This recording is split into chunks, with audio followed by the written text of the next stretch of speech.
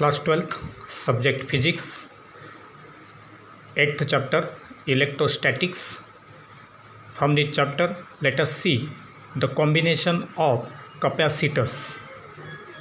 Capacitors are the electrical components which are used to store the electrical energy. They can be combined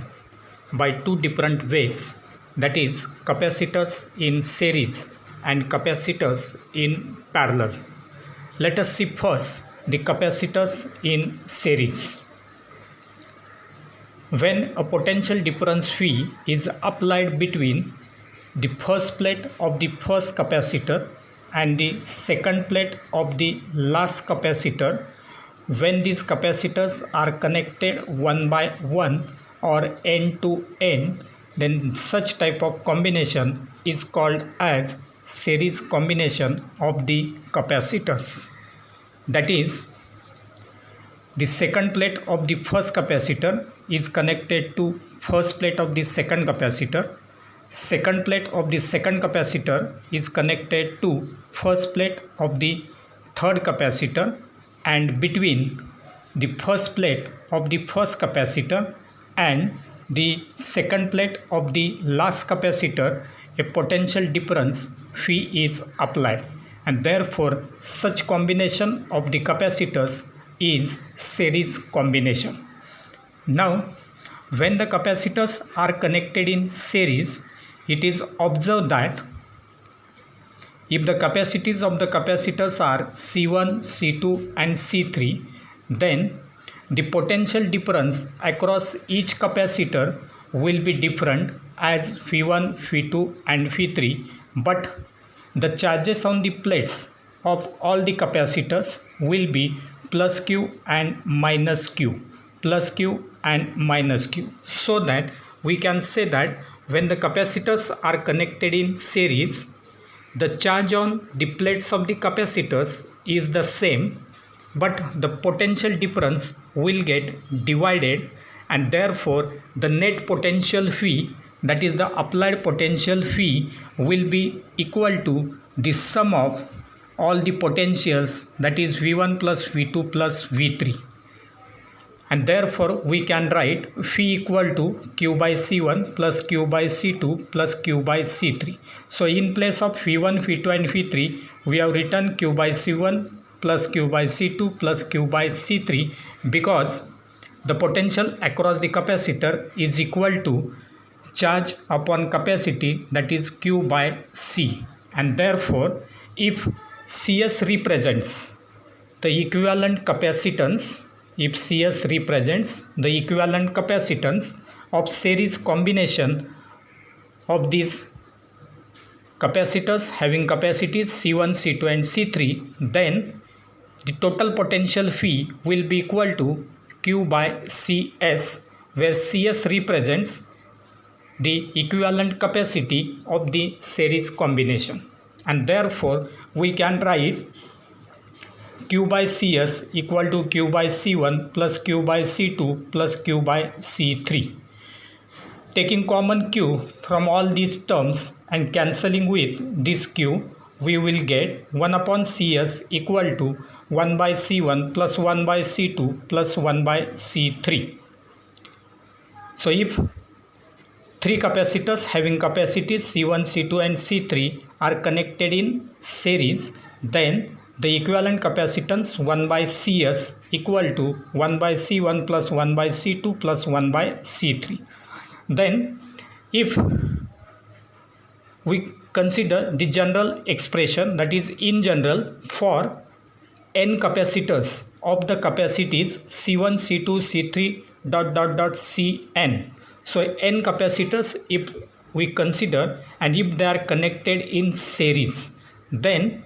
the equivalent capacity of that series combination will be given as 1 by CS equal to 1 by C1 plus 1 by C2 plus 1 by Cn. Now if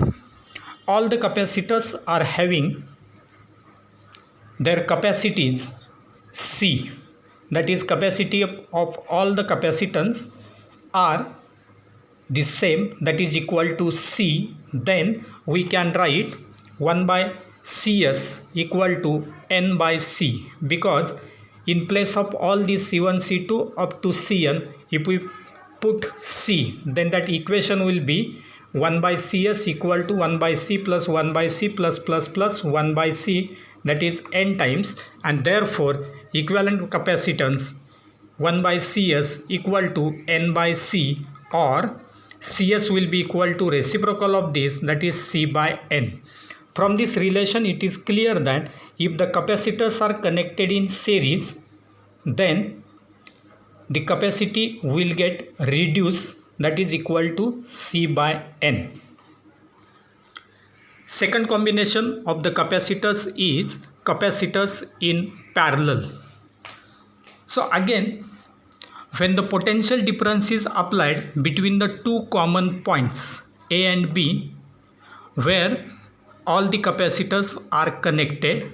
then such type of combination is parallel combination. That is, in case of parallel combination, the first plate of all the capacitors will be connected to a common point, and the second plate all the capacitors will be connected to another common point, and the potential difference will be applied between these two common points. Then such type of combination is called as parallel combination. So when the condensers or the capacitors are connected in parallel, then the charge on each plate of the capacitor will be different. For simplicity, we have considered here the charges Q1, Q2 and Q3 for these three capacitors of capacities C1, C2 and C3. That means the charges on the plates of the capacitors are different, but the potential difference across all the capacitors will be same, because it will be measured between the points A and B for all the capacitors, and therefore as charge gets divided, therefore Q will be equal to Q1 plus Q2 plus Q3, but charge Q is equal to CV, capacity into potential, and therefore we can write Q is equal to C1V plus C2V plus C3V. If Cp represents the equivalent capacitance, if Cp represents equivalent capacitance of the parallel combination, then we have Cpv equal to C1V plus C2V plus C3V. Taking phi common and cancelling with this phi, we will get Cp equal to C1 plus C2 plus C3. So in general, for the capacitors of the capacitance C1, C2 Cn, so for n capacitors we can write Cp equal to C1 plus C2 plus Cn, and therefore if all the capacitors are having their capacities C, that is all the capacitors are having equal capacity C, then we can write Cp equal to Nc, because in this relation C1, C2 up to Cn all values will be C, and therefore Cp equal to C plus C plus C n times, and therefore it is Cp equal to Nc. From this relation it is clear that if the capacitors are connected in parallel, then the equivalent capacity of the capacitors will increase.